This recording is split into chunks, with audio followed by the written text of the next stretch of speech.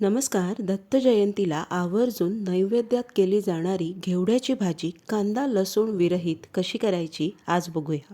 सर्वप्रथम घेवडा साफ करून त्याचे धागे काढून धुवून मी बारीक चिरून घेतलाय.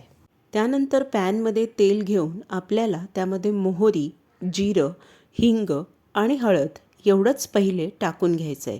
मोहरी जिरं व्यवस्थित तडतडू द्यायचं, त्यानंतर बाकीचे मसाले घालायचे. आता घेवडा मी त्याच्यामध्ये घालून घेतला आहे आणि एक छोटा टमॅटो उभा चिरून मी यामध्ये घातला आहे. अर्धा छोटा चमचा लाल तिखट, अर्धा छोटा चमचा धने पावडर आणि अर्धा चमचाच मी गरम मसाला घातला आहे. तुम्ही गोडा मसाला देखील घालू शकता. चवीप्रमाणे मीठ घातलं आहे आणि झाकण ठेवून आता वाफ येऊ देणार आहे.